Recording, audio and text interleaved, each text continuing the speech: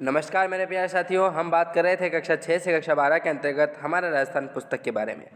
यहाँ से जो भी क्वेश्चन बनते हैं, जो आपके प्रतियोगी परीक्षाएं जो हैं जिनकी आप तैयारी कर रहे हैं, उन प्रतियोगी परीक्षाओं के जो पेपर्स होंगे उनमें आपको ये प्रश्न देखने को मिलेंगे, क्योंकि ये आपका बेस लेवल होता है। ठीक है, कक्षा 6 से लेकर कक्षा 12 की जो पुस्तक होती है हमारे राजस्थान की, वहाँ से जो भी राजस्थान के जीके है, इतिहास हो गया, कला संस्कृति होगी, जो कुछ भी आपका पूछा जाता है वो हम कवर करेंगे ताकि आपका कोई भी प्रश्न छूटे नहीं। तो शुरू करते हैं कक्षा 7 का हमारा राजस्थान पुस्तक के बारे में। इसमें हम बात कर रहे थे प्रथम अध्याय के बारे में, जिसमें वन, वन्यजीव एवं संरक्षण, इनसे जो भी बनने क्वेश्चन हैं उनके बारे में बात करते हैं। नेक्स्ट जो भी अध्याय हैं उनके बारे में बाद में बात करते जाएंगे, ये जो भी आप हैं देख लेना। हम प्रथम पार्ट में बात कर चुके हैं, 1 से 10 प्रश्न जो हैं उनके बारे में बात कर चुके थे, जिनमें से इंपॉर्टेंट मैंने आपको बताया था। एक 5वां प्रश्न जो आरक्षित वन क्या कहलाता है, और एक है जो सुरक्षित वन क्षेत्र क्या है वो क्या कहलाता है। यहाँ से क्वेश्चन आप देख लेना। तो शुरुआत करते हैं नेक्स्ट क्वेश्चन की। 11वें प्रश्न जो आते हैं, यहाँ से इंपॉर्टेंट प्रश्न हैं, उनके बारे में बात कर लेते हैं। तो देखिए 11वां महत्वपूर्ण प्रश्न आता है कि कौन सी पर्वतमाला राजस्थान के 2 भागों में विभाजित करती है, तो वो है अरावली पर्वतमाला। अरावली पर्वतमाला जो है वो राजस्थान को 2 भागों में विभाजित करती है। इसकी विस्तृत तरीके से हम बात नेक्स्ट वीडियो में करेंगे। ठीक है, अभी अपन वाइनर क्वेश्चन जो है वो क्विक रिवीजन के माध्यम से अपन सोल्व करते जाते हैं। 12वां प्रश्न आता है कि राजस्थान में भौगोलिक दृष्टि से वनों को कितने भागों में विभाजित किया जा सकता है, तो 3 भागों में विभाजित किया जा सकता है। उष्णकटिबंधीय वन पाए जाते हैं। उष्णकटिबंधीय जो वन है वो कहाँ पर पाए जाते हैं, किस क्षेत्र में, तो देखिए राजस्थान के शुष्क एवं अर्धशुष्क भाग जो है राजस्थान का, वहाँ पर उष्णकटिबंधीय वन पाए जाते हैं। नेक्स्ट प्रश्न आता है कि राजस्थान के शुष्क एवं अर्धशुष्क भाग में कौन से जिले आते हैं, तो देखिए उष्णकटिबंधीय जो वन है वो पाए जाते हैं शुष्क अर्धशुष्क में, और शुष्क और अर्धशुष्क जो भाग हैं वो कौन से जिले हैं, तो देखिए बीकानेर हो जाएगा, चूरू हो जाएगा, जैसलमेर हो जाएगा, बाड़मेर, नागौर, जोधपुर, सीकर, झुंझुनू, जालौर, ये जो हैं वो शुष्क और अर्धशुष्क भाग में आते हैं। जिसके अंतर्गत वन कौन से पाए जाते हैं, तो पाए जाते हैं उष्णकटिबंधीय वन पाए जाते हैं। नेक्स्ट महत्वपूर्ण प्रश्न आता है कि राजस्थान के शुष्क एवं अर्धशुष्क भाग में कौन से वन पाए जाते हैं।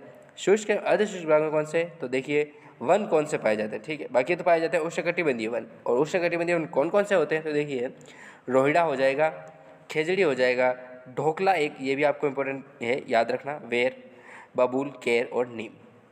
ठीक है, तो रोहिड़ा अपने को पता ही है, लेकिन ढोकला, वेर, ये जो कुछ अटपटे नाम है वो आपको याद रखना है। और ये पेपर सेंटर जो है वो इन्हीं को पुटअप करता है, क्योंकि अपने को पता है बबूल जो है वो शुष्क में पाया जाता है, रोहिड़ा भी पाया जाता है, खेजड़ी जो है इसमें पाया जाता है, केर भी पाया जाता है। तो इस तरीके से आपको क्रम वाइज याद रखने हैं। फिर बात करते हैं राजस्थान का कल्पवृक्ष क्या है, तो देखिए खेजड़ी।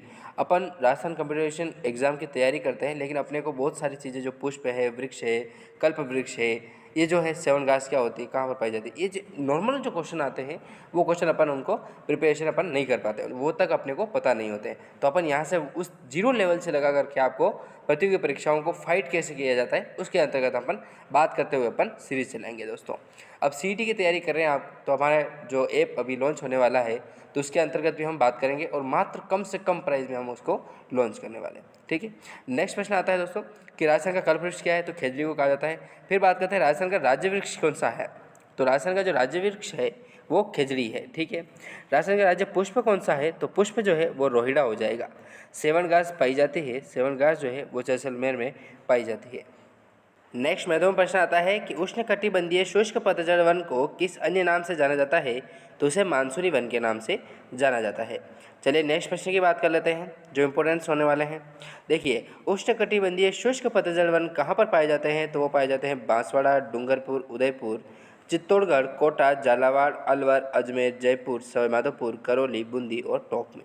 ठीक है, ये आपको याद ही रखने पड़ेंगे, इनका कोई उपाय नहीं है, क्योंकि एज इट इज़ क्वेश्चन पूछे जाते हैं कि अजमेर में कौन से वन पाए जाते हैं, तो अपन इस तरीके से अंदाज़ा लगा सकते हैं कि अजमेर में कौन से वन पाए जाते हैं, तो उष्णकटिबंधीय शुष्क पतझड़ वन पाए जाते हैं।